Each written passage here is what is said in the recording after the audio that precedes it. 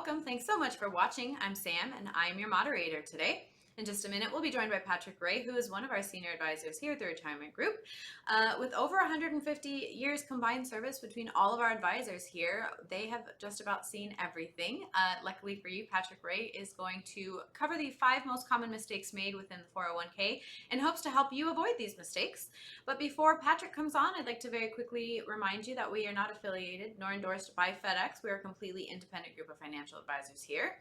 After his presentation, I will rejoin Patrick very quickly to ask him any of the questions that may have come through the Q&A box throughout his presentation.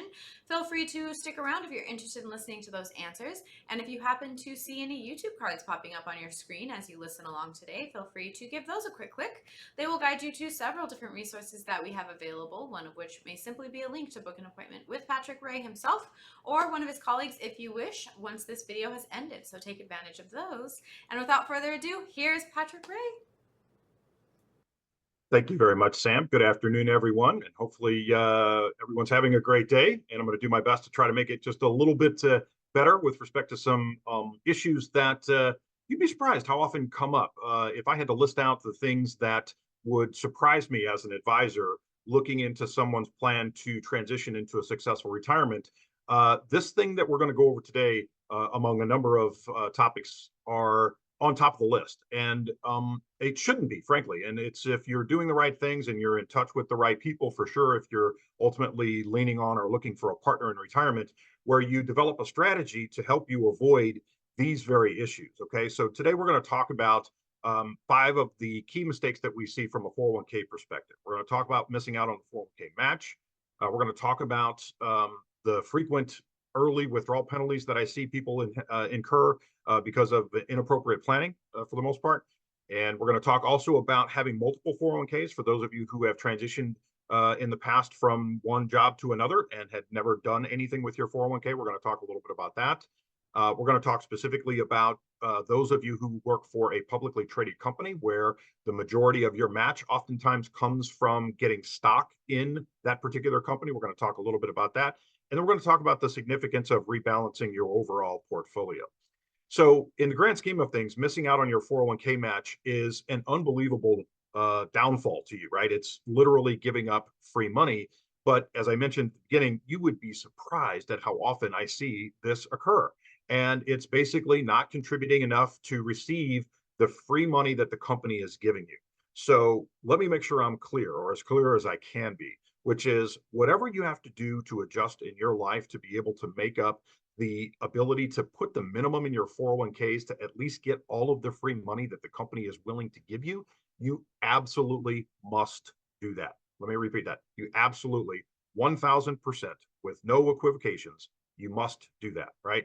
And missing out on free money is giving you an inability to accumulate what you're going to ultimately rely on for the rest of your life once you transition into retirement. And so it's imperative that you understand the interworkings of your 401k for your company. And if you don't, you need to find someone who can help you understand this and adjust accordingly to make sure that you're at minimum putting in what you can to get the contributions from the company so that you're not giving up any free money. That's rule number 1. Triggering early withdrawal penalties. This is where some of you may think it's a good idea to take a distribution to pay cash for a car or to pay for a wedding or to pay for a college tuition, as an example. And these are all big no-nos if you can get away with it, because the reality is that there's a mandatory 20% withholding on your withdrawals that you take from your 401k. If you are under 59 and a half, they add a 10% penalty on top of that. So it literally could cost you up to 30% to get access to your own money. And so there are certain circumstances that could be attributable to being able to withdraw money from your 401k and not have these issues. But you need to understand what those are. And there are likely exceptions for things like first-time home buyers. Adoption rules apply in some cases. The coronavirus a few years ago when we had the pandemic, that there were some circumstances that the government allowed you to withdraw money to help you pay your bills and these types of things. So there's alternate options, if you will, with being able to get access to monies in the event that you're in an emergency situation and you need them. But we want to just make sure that we explore all your alternatives and all the options. Like, for example, have we considered taking a loan against your 401k? Well, I don't want to do that because it creates an additional payment for me, et cetera. No, okay, okay. I can appreciate that, but it may help you save 20 to 30% right off the top if you do so, or consider that at least. Or if you considered a personal loan through a banking association that you have, or a home equity loan, so equity that you have in your home to be able to pay cash for the lake house that you're considering buying, or the property that you want to own, or the car that you want to pay for, are all pretty good examples. And so early withdrawal penalties are a thing, and we want to do everything we can to go out of our way to avoid those. This is a big one, and this is a big one on multiple levels. Okay, so not consolidating, excuse me, multiple 401ks is a problem. All right, so if you have worked for 2 or 3 different companies in your work history, and you have existing 401ks there that you contributed to, moved on, started with a new company, and just kind of forgot about them or never did anything with them, you got a couple of issues.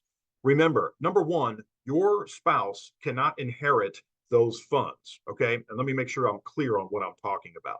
When you have a 401k and you have a beneficiary and you die, those payments cannot be just pushed off to your spouse. In other words, your spouse can't inherit your 401k.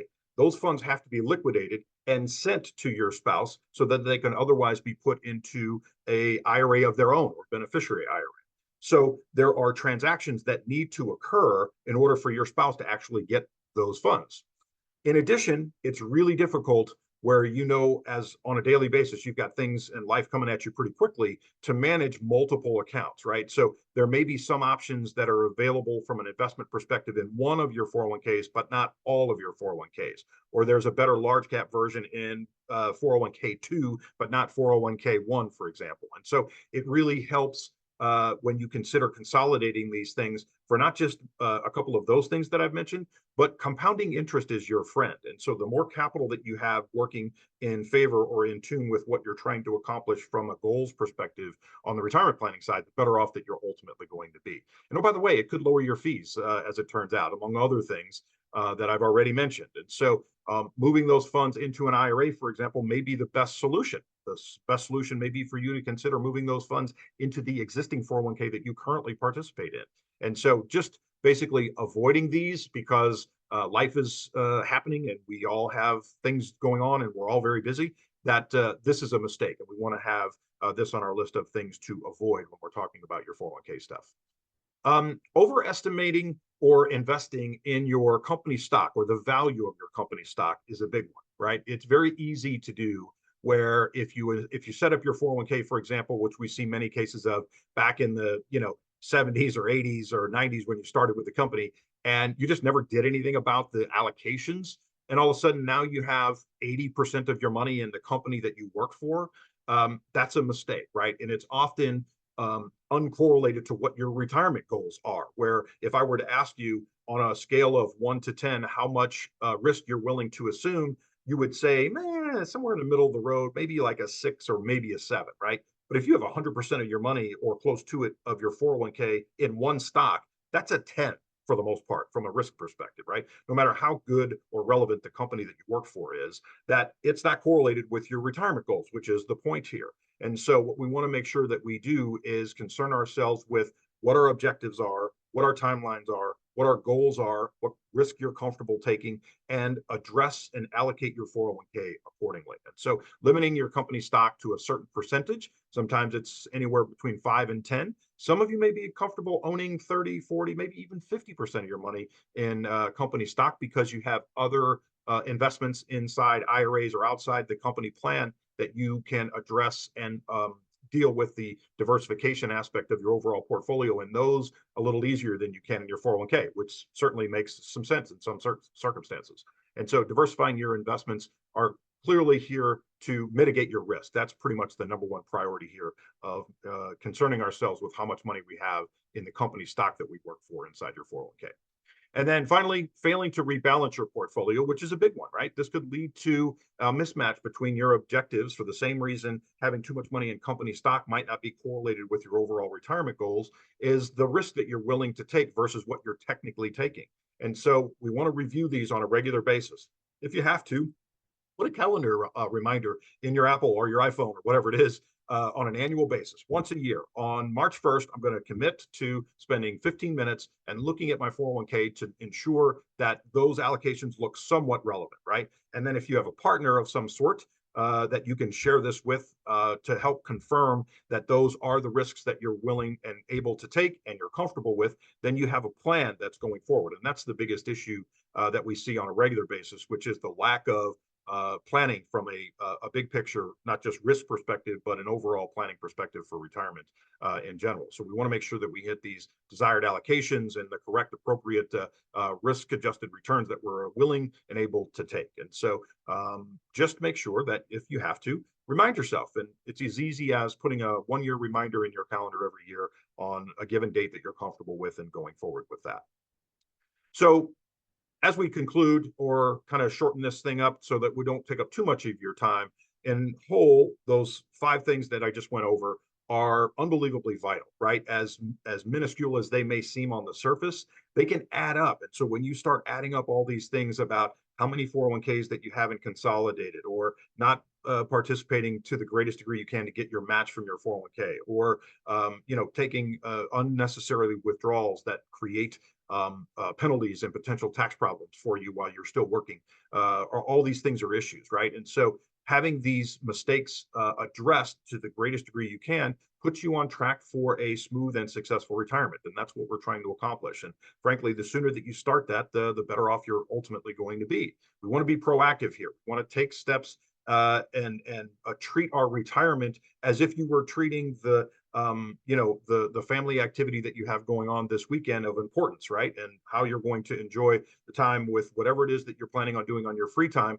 And we want to address your retirement planning as with the same level of intensity and the same attitude, because when it comes down to it and you stop working and the paychecks stop coming in, you're going to effectively rely on that pool of capital that you've worked an entire lifetime to accumulate and manage or mismanage to the greatest degree you can, right? So that's all that we have to work with, and we want to treat that as if it's one of the biggest priorities that we have for sure.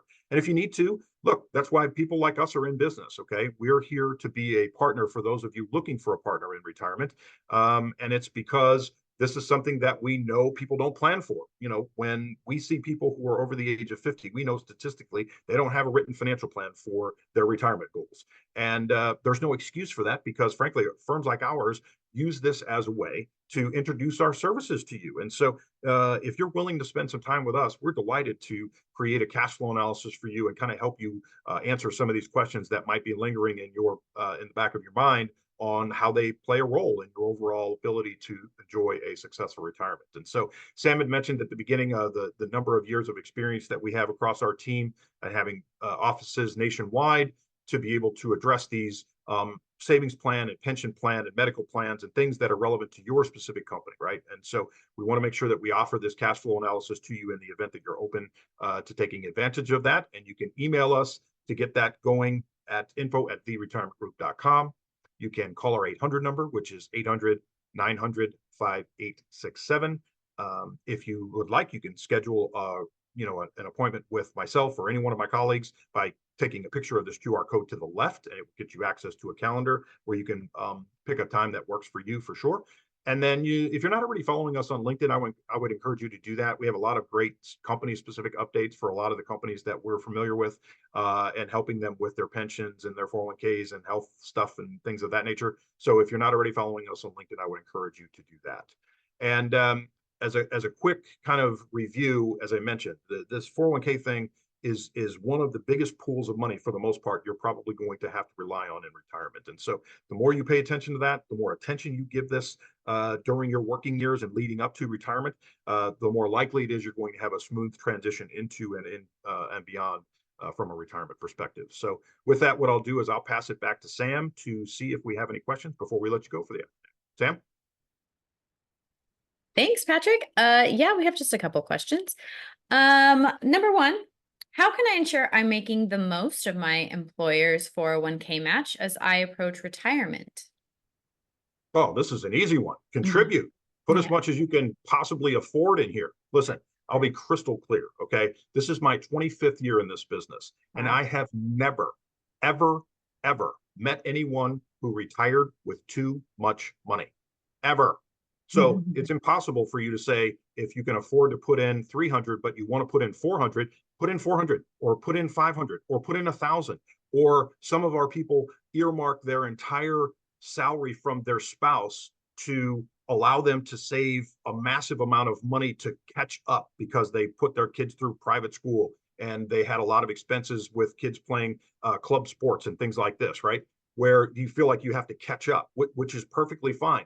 Oh, by the way, that example that I just gave you allows you to see what it's like to live off of one salary, which might be important when you actually transition into retirement, to see what it is that you can afford to live off of and Yeah. enjoy the lifestyle that you wish to live.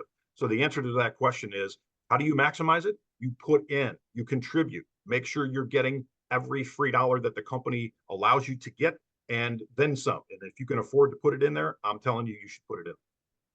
That's such a good planning strategy, learning to live off one salary. Wow. For sure. Alrighty. Number two, I have $1 million in my 401k.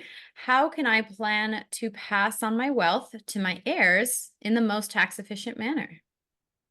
Well, great question. Congratulations, first of all. It's a very nice amount of money in your 401k, Yep. which is great.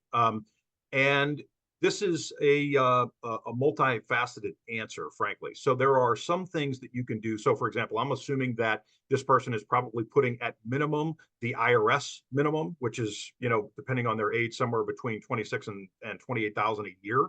So if this person is putting in more, for example, it's likely that they're overfunding their plan. And if your plan allows this, which many of the companies that we talk to, their employees, they do, which is overfunding your plan. So a lot of people don't know that the IRS allows you to put in closer to $65,000 total in your 401k.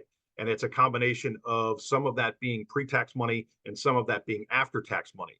So one of the variables of this question is how to pass your heirs or pass the money to your heirs in the most tax efficient way possible. Having this overfunding allows your after tax money to be currently growing taxable, so that if you have money that's growing underneath a qualified plan, those monies that you're earning while it's in that qualified plan are being put on the taxable side. So in other words, when you take the money out, you have to pay income tax on it. But it's likely that your company allows you to withdraw that money, which the IRS allows you to put directly into your Roth IRA, even though some of you are too highly compensated to actually contribute to a Roth IRA. There's no income restrictions to do this. And you can move that after tax money into your Roth IRA. Frankly, the sooner that you do that, the better. We have people who do this every single year.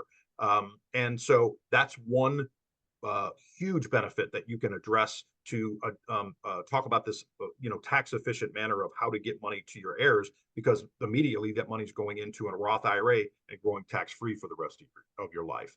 And then a more complex answer would be to look at estate planning things like, charitable planning, and there's some tax planning that you can do on the insurance side of things that would make a lot of sense from a tax free perspective that you might want to consider. And so this is probably more of a personal type question that we can help you with in the event that you're more interested in learning specifics about your circumstance. But yeah, hopefully those two small things help.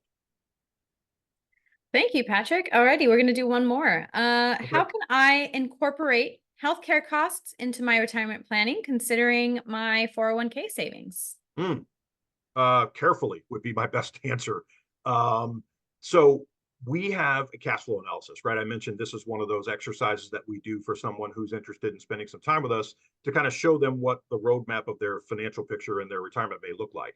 And one of the things that comes up most frequently is what and or how to address healthcare costs, right? Because it's expensive, especially for our people who are leaving in their late 50s and early 60s, and Medicare doesn't become eligible for people until they're age 65, right? So there's this 3 to 5 year window on average that people are responsible to pay their own healthcare costs. Couple of things I would encourage you: one, to run your cash flow analysis with a designed expense to cover just healthcare expenses. And so if you think you're going to pay somewhere between $500 and $700 a month, for example, for healthcare, put into the cash flow you're going to pay 1,000. Okay. Mhm. So you can see what kind of ramifications that does to your overall net worth when you're in your late 70s and early and late 80s, right? And so that's how you kind of see the financial impact of that over your life expectancy. And then not just related to healthcare, but this could apply to any other expense that we have, right? Because in our eyes, healthcare, of course, as expensive and probably the biggest priority for people to be concerned about. The reality is we have other expenses to deal with also, right? Like it's probably likely that you're going to have to buy a new car when you're retired at some point, maybe once or twice or more. And so that's an expense that we have to cover, right? Maybe you're considering buying a property, a lake house, or somewhere, a vacation home of some sort, and you want to see what that might look like on an added expense over and above what your normal living expenses are. And so Mhm. all these things can be specific line items on the cash flow analysis to show you that we've got these expenses covered plus your normal expenses. And then ultimately, if this were to compound over the next 20 years, this is what it looks like.